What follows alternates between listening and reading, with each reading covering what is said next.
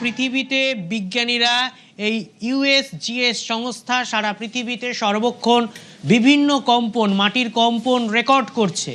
দেখা যাচ্ছে আজকে সকাল 8টা 37 মিনিট 47 সেকেন্ড, মানে গ্রিনিচ মিন টাইমের থেকে 5 ঘন্টা 45 মিনিট এগিয়ে, মানে আমাদের থেকে 15 মিনিট এগিয়ে, মানে নেপাল টাইমে সকাল 8টা 37 মিনিট 47 সেকেন্ডে কাঠমান্ডুর উত্তরে, মানে আমাদের যেখানে এই ভূমিকম্পে এই ঝড়পাবান শুরু হয়েছে বলে মনে করছে, সেই হিমবাহ লেক ফেটে সেই তিব্বতের বোটেকোশি নদীর ওপরে, সে কাঠমান্ডুর উত্তরে ওই লোকেশনে মাটির 10 কিলোমিটার গভীরে একটা কম্পন অনুভূত হয়েছে রিক্টার স্কেলে, যার মাত্রা হচ্ছে 4.4।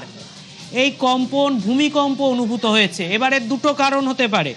এক হচ্ছে এই কম্পনের সঙ্গে ওই হিমবাহ হ্রদ ফাটার সরাসরি সম্পর্ক রয়েছে, কোনো সন্দেহ নেই, কারণ একই জায়গায় দুটো ঘটনা একসঙ্গে ঘটতে পারে না। এবার এই কম্পনের জন্য হিমবাহ হ্রদ ফেটে গেছে, মাটির 10 কিলোমিটার নিচে কম্পন হয়েছে, উপরে হিমবাহ হ্রদ ছিল, সে জল উপচে গেছে, তার দুর্বল পাঁচিল ছিল, কাদামাটি দিয়ে পাঁচিল, সেখানে ফেটে হুড়মুড় করে কাদা, বরফ গলা জল ইত্যাদি বেরিয়ে এসেছে। না, হিমবাহ হ্রদটা কোনো প্রাকৃতিক কারণে ফেটে গেছে ভার সহ্য করতে না পেরে, এবং তার কম্পনের প্রভাব, এবং ধীরে ধীরে তার কম্পনের প্রভাব মাটির নিচে 10 কিলোমিটার গভীরে চলে গেছে। দুটোর যে কোনো একটা কারণ হতে পারে, কিন্তু ঠিক একই জায়গায় মাটির 10 কিলোমিটার নিচে একটা কম্পন রেকর্ডেড হয়েছে। সেটা হচ্ছে ঠিক যেইখানে ওই হরপাবান শুরু হয়েছে বলে ধরা হচ্ছে, সেইখানে হয়েছে। এবার ভূমিকম্পের জন্য হরপাবান না হিমবাহ হ্রদ ফাটার জন্য ভূমিকম্প, সেটা এখনো স্পষ্ট করে বলতে পারেনি কেউ। বিজ্ঞানীরা নিশ্চয়ই এর একটা সিদ্ধান্তে পৌঁছবেন।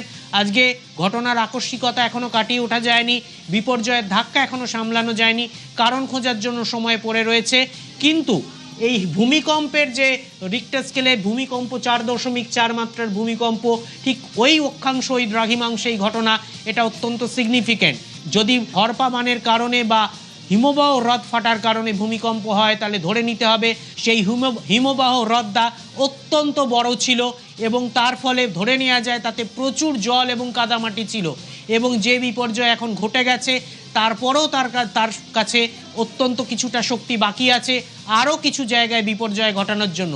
সেজন্য এই নিম্ন অববাহিকায় নেপালের এবং আমাদের গণ্ডক নদীর ব্যারেজে যে সতর্কতা জারি করা হয়েছে, বিহারে যে সতর্কতা জারি করা হয়েছে, সেটা আরও কয়েক ঘন্টা হয়তো থাকবে। আর যদি ভূমিকম্পের জন্য হিমবাহ হ্রদ ফাটে, সেটাও স্বাভাবিক ঘটনা, সেটাই অস্বাভাবিক কিছু নেই, কারণ মাটিতে কম্পন হলে ওই হিমবাহ হ্রদগুলি হয় খুবই ভঙ্গুর, প্রাকৃতিকভাবে সৃষ্ট, সেগুলি ভেঙে পড়তেই পারে।